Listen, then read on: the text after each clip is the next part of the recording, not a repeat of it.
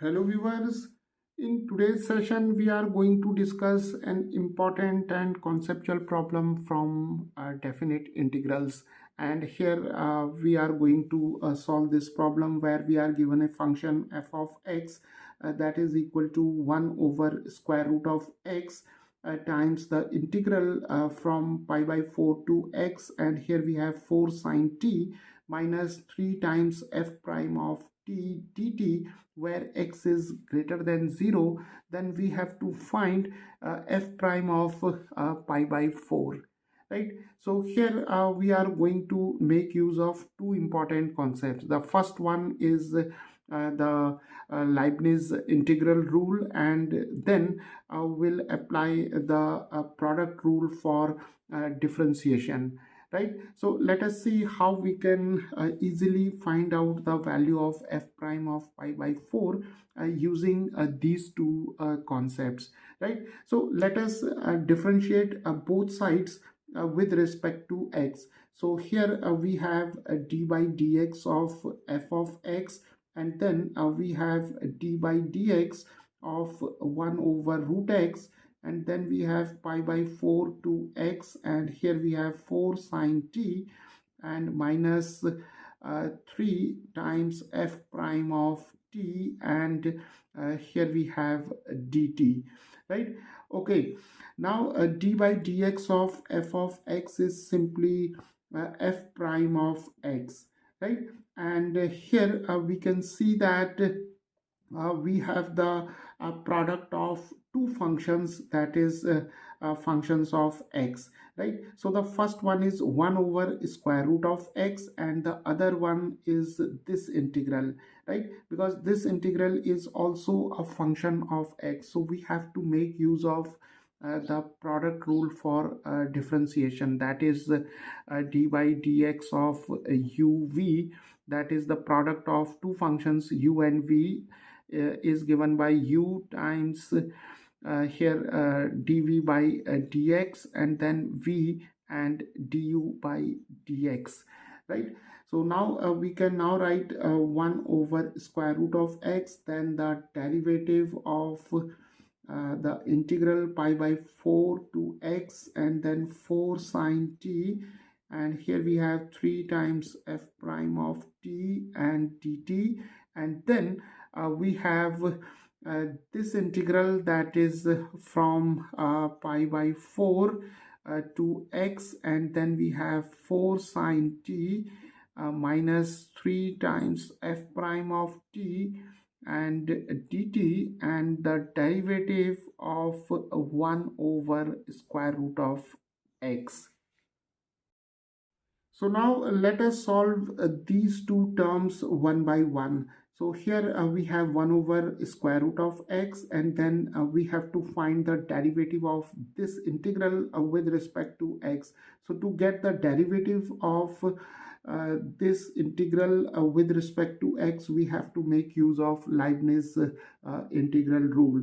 So the Leibniz integral rule says that the derivative of this integral whose limits are some functions of x, suppose the lower limit is u of x and the upper limit is v of x, and here we have a function say f of t dt, then the derivative of this integral with respect to x is given by f of v of x, and then we find the derivative of v of x, that is v prime of x, then we have a negative sign, and then we replace this t by u of x, and we write here the derivative of u of x, that is u prime of x. So now if we compare this integral with this one, then u of x is given by pi by 4, which is a constant, right? So pi by 4 is a constant, and v of x is given by x, right? So if the lower limit, in this case the lower limit is a constant, that is pi by 4, so we can slightly modify Leibniz integral rule here. So we have d by dx of say a to v of x f of t dt, where the lower limit, that is u of x, is a constant, right? So in general, if we take u of x as a, which is a constant, and the upper limit is v of x, which is a function of x, then the derivative of this integral with respect to x is given by f of v of x, and here we have v prime of x, and here this term is 0 because here we have u prime of x, that is the derivative of u of x with respect to x, and if u of x is a constant, then this derivative is equal to 0. So we are left with only this term, right? Okay, so now let us apply this rule to this integral. So we have here f prime of x is given by 1 over root x, and then we have f of v of x. So for f of t we have this entire expression.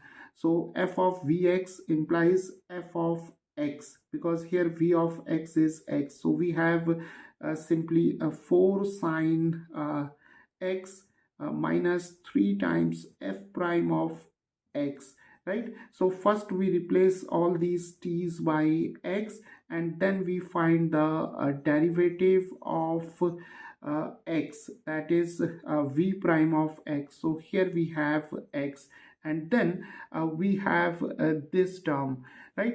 Now in the second term we can see that here we have this integral. Now if we look at this expression, that is f of x is equal to 1 over square root of x times this integral, then the value of this integral can be written as root x times f of x, because from this expression we can write pi by 4 to x and 4 sine t minus 3 times f prime of t dt is equal to root x times f of x. So taking the value of this integral as root x times f of x, we have now the derivative of 1 over square root of x, and the derivative of 1 over square root of x can be written as x raised to minus half here. Then we have minus half and x raised to minus 3 by 2, that is x raised to 3 over 2, which can also be written as minus half, and here we have x times square root of x, right? So here we can write the derivative of 1 over square root of x as minus 1 over 2x times square root of x. Okay, so now the derivative of f of x, that is f prime of x, is given by this expression.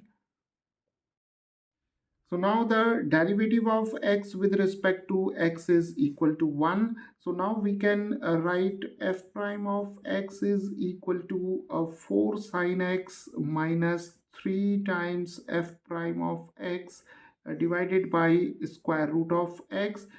This term is simply 1, and here this square root of x and square root of x get cancelled, and we are left with minus 1 over 2x, and here we have f of x, right?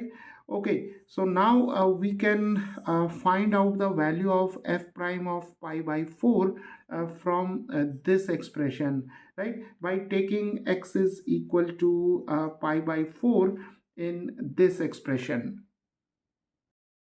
So now we can write f prime of pi by 4, and that is equal to 4 times sine pi by 4. Then we have minus 3 times f prime of pi by 4 divided by square root of pi over 4. And here we have minus 1 over 2 times uh, pi by 4 and f of pi by 4, right? Okay, so now here we can easily see that in the left hand side we have f prime of pi by 4, and here also we have f prime of pi by 4.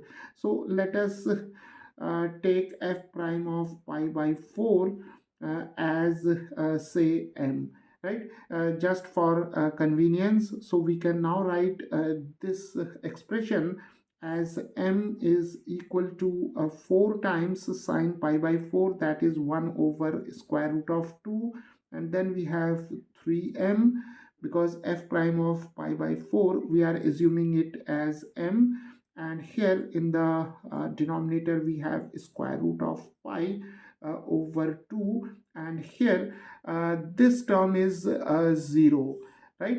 Because see, here we have f of pi by 4, and if we take here x is equal to pi by 4, then we can see that both the limits become equal, right? So the lower limit is pi by 4, and when we take x is equal to pi by 4, then here also we have pi by 4. So when both the limits of integration are equal, then the integral is equal to 0, right? So f of pi by 4 is equal to 0 due to this property, that is integral from a to a f of x dx is equal to 0. So when the limits of integration are same, then the value of the integral is 0. So f of pi by 4 is equal to 0. So this entire expression is equal to 0. So here we have